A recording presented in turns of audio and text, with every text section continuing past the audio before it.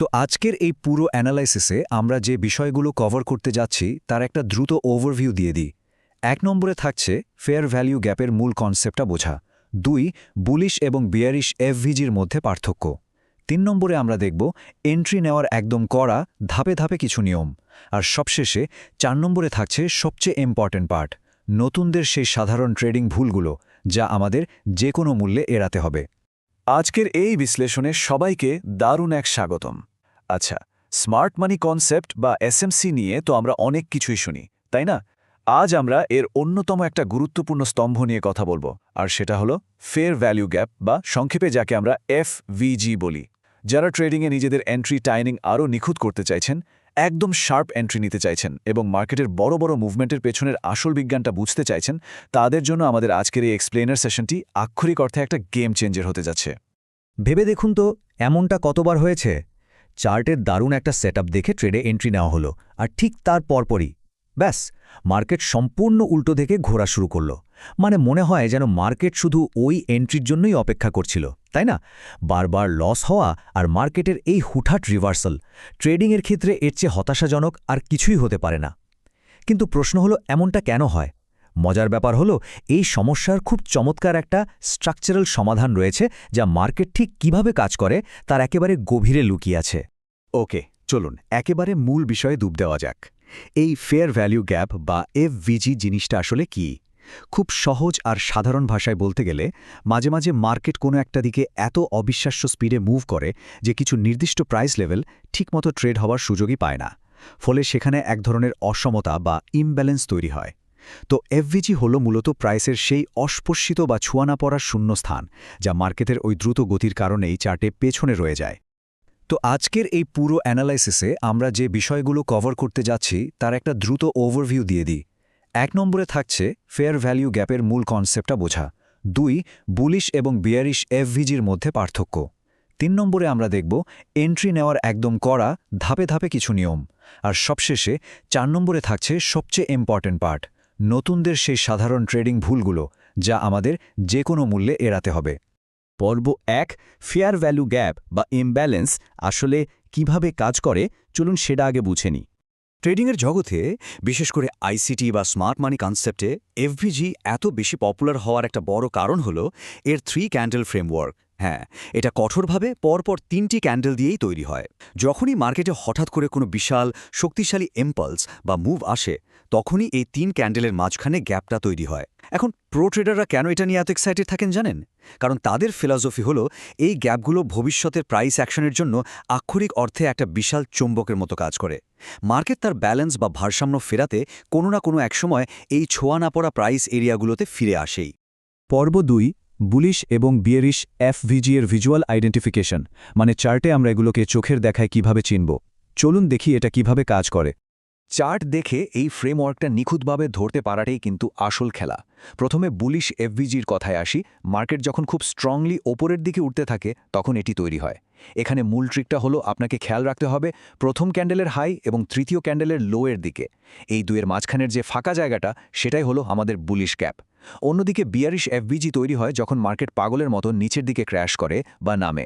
এক্ষেত্রে গ্যাপটা থাকে ঠিক প্রথম ক্যান্ডেলের লো এবং তৃতীয় ক্যান্ডেলের হাইয়ের মাঝখানে। চার্টের ঠিক এই সুনির্দিষ্ট জায়গাগুলোকেই আমাদের মার্ক করে রাখতে হবে। এখন প্রশ্ন হল, প্রাইস যখন অবধারিতভাবেই ওই মার্ক করা গ্যাপগুলোতে ফিরে আসবে, তখন আমরা কি আশা করব? ওয়েল, কনসেপ্টটা বেশ সিম্পল। প্রাইস যখন নিচে নেমে বুলিশ ক্যাপের এরিয়াতে হিট করবে, আমরা সেখানে একটা স্ট্রং বাই বা কেনার রিয়াকশন প্রত্যাশা করব। ঠিক একইভাবে প্রাইস যখন বাউন্স করে উপরে উঠে বিয়ারিশ ক্যাপের জোনে পৌঁছাবে, তখন আমরা সেখানে একটা সলিড সেল বা বিক্রির রিয়াকশন আশা করব। পর্ব ৩, step by step entry rules বা এক্সিকিউশন প্রোটোকল। থিওরি তো অনেক হলো, এবার চলুন দেখি বাস্তবে এটা কিভাবে অ্যাপ্লাই করতে হয়।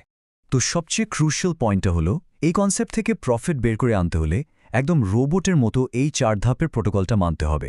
স্টেপ 1, মার্কেট স্ট্রাকচার আইডেন্টিফাই করা। আপ ট্রেন্ড হলে শুধু বুলিশ এফভিজি খুঁজবেন, আর ডাউন ট্রেন্ড হলে শুধু বিয়ারিশ। স্টেপ 2, এমন একটা জায়গা খুঁজুন যেখানে খুব স্ট্রং একটা ইম্পালস মুভ বা ব্রেকআউট হয়েছে। স্টেপ 3, চার্টে সেই নির্দিষ্ট এফভিজি জোনটা মার্ক করে ফেলুন।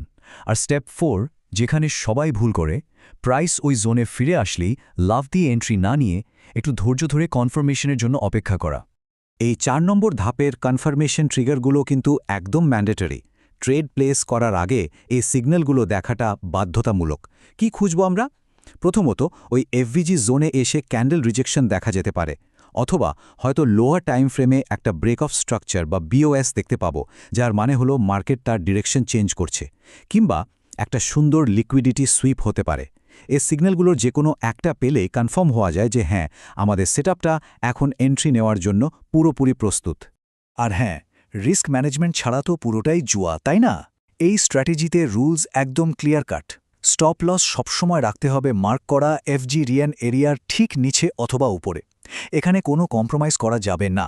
আর টেক প্রফিট কোথায় হবে সেটা টার্গেট করবে সোজা পূর্ববর্তী হাই অথবা লোকে। এভাবে কাজ করলে রিস্ক থাকে একেবারেই মিনিমাম, আর সেই তুলনায় রিওয়ার্ড বা প্রফিটের রেশিও থাকে জাস্ট দুর্দান্ত।